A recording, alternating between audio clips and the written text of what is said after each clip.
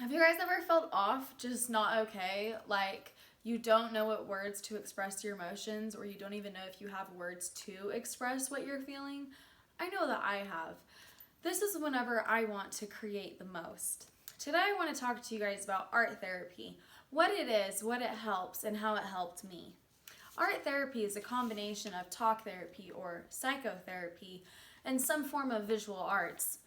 Any form of visual arts can be used along with this talk therapy, from drawing to painting to coloring to clay making, photography, and dance. Um, these are a couple forms of art therapy, visual arts that can be used. It's founded on the belief that self expression through artistic creation can help people heal. Art therapy can look like a therapist asking their client to some sort of question, and then rather than a visual or then rather than a verbal response right away, the client can create some form of art in what they're feeling, and then they can talk about what that art means. And so it's kind of like an artistic expression and then a verbal expression later. Here are a couple graphs that I found demonstrating how art therapy affects and helps from a few different studies, long-term and short-term studies. And I have a few more research examples.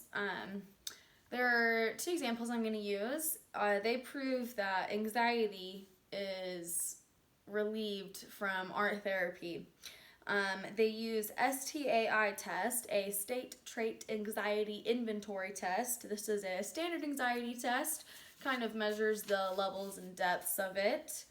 So the first study I want to point out, it took about 8 weeks, and researchers used a classroom of 16 to 18-year-olds over the course of 8 weeks, and each day they started off the day with a drawing warm-up, just a daily drawing doodle warm-up. It was pre-planned each day. And these students, they took an STAI test pre and post of the 8 weeks. And at the end of the 8 weeks, researchers concluded that drawing had a positive impact on the students' confidence levels, and that it had a positive impact on their anxiety levels too. And the second study, researchers took 57 college-aged students. It was the week before finals week, so half of the students just went about the week before finals week just as they would normally, and then the other half participated in a range of art activities from painting, coloring, and clay making. So at the pre and post STAI test of that week before finals week, there was no change in the anxiety levels of the control group, and then there was a significant decrease in the anxiety levels of the art making group. So I would conclude that from those two studies, art therapy can have a major positive impact on college-aged kids for their anxieties. And if you don't have 8 weeks to a month to see how art therapy can affect you, it's actually proven that 10 minutes of doodling before studying can help with memory, can relieve stress, and it can help improve your focus too.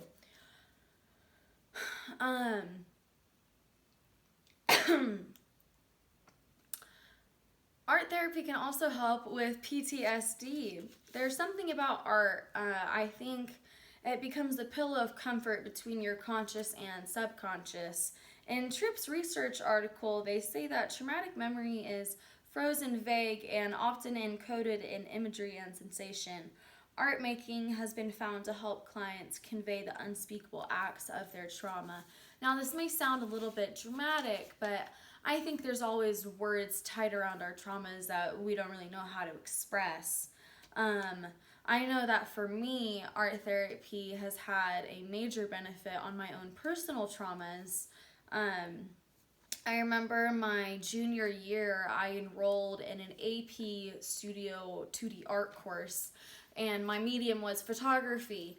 So the assignment was to create 24 images um, using the elements of design or the principles of design. And the 12 images were to show off your skill set, and then the other 12 were your concentration.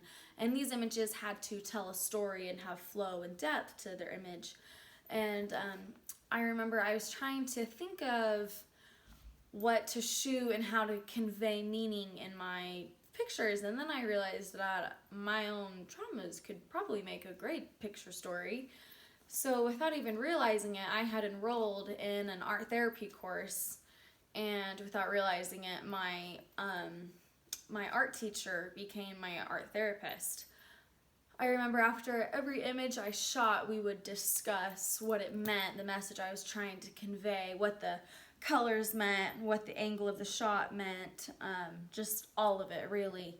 So as I'll continue speaking about this, I'll just show you guys a few of my pictures that I took. And I remember at the end of the year, whenever I was having to write about what my pictures meant to me and how the story came about, I was actually able to physically look at my emotions, and for once in my life I was able to physically dissect my emotions too. This had never come so easily to me in my life.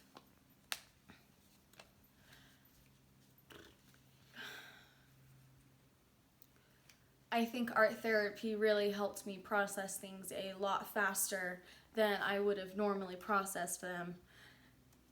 Now, everyone can think differently about art therapy, but hopefully after hearing my personal testimony of art therapy and sharing a few examples of how art therapy can help anxiety, because most college students are affected by anxiety, that you guys would be open to potentially bringing this into your life and maybe into someone else's life that you know who's severely affected by anxiety or has strong PTSD.